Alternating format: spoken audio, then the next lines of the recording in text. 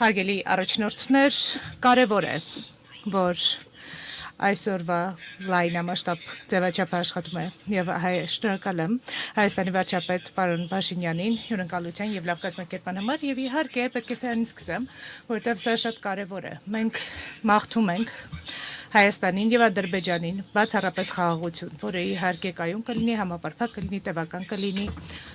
եւ կայուն խաղաղություն կլինի։ Մենք մաղթում ենք ձեզ, պարոն վարչապետ, նախագահ Ալիև եւ երկուսիդ էլ մաղթում ենք սա երկու պետություններին։ Չափազանց մեծ թվով երկրներ են այսօր ներկայացված եւ շատ կարեւոր է, որ Հայաստանը այսօր հանդես է գալիս բոլոր եվրոպացիների հետ միասին եւ առաջին անգամ է, որ 24 տարվա ընթացքում իմիջիայլոց, որ Ուկրաինայի նախագահը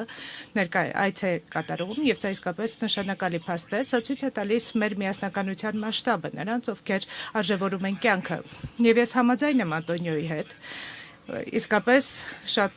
համաձայն եմ, որ Մարգարնի մեզ հետ է եւ ժամանակն է, որ մենք պետք է մեր ընդհանուր արժեքները Կանադայի հետ վերածենք Կանադայի եւ Եվրոպայի համար հնարավորությունների։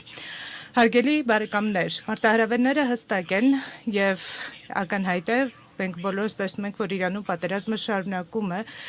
դեռ չվճռված լինել եւ այն կարող է անկայունության պատճառ դառնալ տևականորեն եւ այն կարող է բարձրացնել կյանքի արժեքը բոլորի համար եւ առաջին հերթին մեր էներգետիկայի եւ անվտանգության համագործակցությունը պետք է իրական համագործակցության վրա հիմնված լինի եւ մենք պետք է կարողանանք օգնել միմյանց նախապատրաստվել ձմեռվանը եւ գործ ունենալ էներգետիկ մարտահրավերների հետ եւ բացի դրանից պիտի ձգտենք երկարաժամկետ լուծումների Հորմուզի եւ նաեւ Ուկրաինայի դեմ Ռուսաստանի պատերազմը շարունակում է նույնքան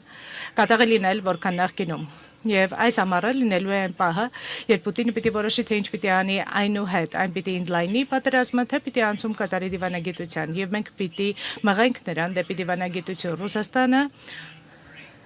Մայիսի 9-ին շքերթ է կազմակերպելու Մոսկվայում ռազմական տեխնիկայով եւ եթե դա տեղի ունենա, առաջին անգամ է լինելու սա բազմաթիվ տարիների ընթացքում, որ նրանք չեն կարողանալու թույլ տալ իրենց ռազմական տեխնիկա ցույց տալ եւ վաղ սփռող ԱԹՍ-ները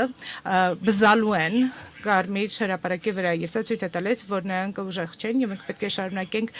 մեր պատժամիջոցները նրանց դեմ եւ 20-րդ փաթեթը պիտի առաջ մղենք եւ շնորհակալ եմ բոլոր առաջնորդներին Եվրամիության Անտոնիո Ուրսուլա շատ շնորհակալություն եւ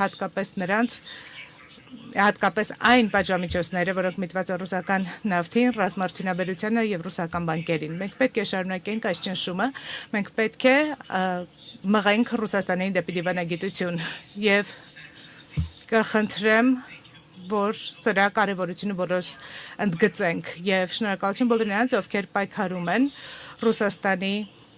ստվերային նավթային նավատորմի դեմ եւ քանի դեռ այս պատերազմը շարունակվում է մենք այս պատերազմը կշարունակվի եւ ցանկացած աջակցության փաթեթ կարեւոր է հատկապես օդուժում եւ ցանկացած պաշտպանական աջակցության ծրագիր կարեւոր է եւ այս տարվա այս մայիսի փաթեթը օգնելու է մեզ հրթիռային սպառնալիքների դեմ պայքարել եւ ես կարծում եմ որ մենք պետք է կարողանանք արտադրել այն ամենը ինչը որ անհրաժեշտ է պաշտպանվելու բոլոր հրթիռային հարձակումներից եւ այլ բոլոր սպառնալիքներից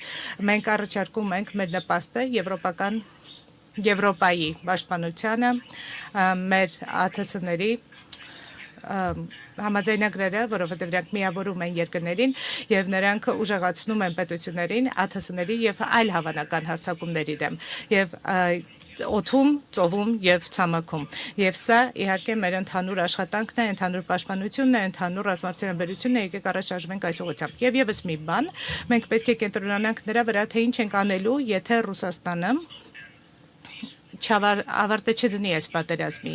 Մեզ անհրաժեշտ է շարունակական ճնշում եւ խաղաղություն։ Եվ իհարկե, համար առաջին բանը, մենք պետք է գտնենք գործարկելի դիպանագիտական ձևաչափ եւ Եվրոպան պետք է լինի սեղանի շուրջը ցանկացած բանակցությունների ժամանակ։ Եվ մենք պետք է կապի մեջ լինենք ԱՄՆ-ի հետ եւ հասկանանք նրանց դիտարկումները եւ դիրքորոշումները, բայց լավ կլիներ մեկ ընդհանրական եվրոպական ձայն կազմել այն բանակցությունների ժամանակ, որոնք ունենալու ենք Ռուսաստանի հետ։ Շնորհակալություն։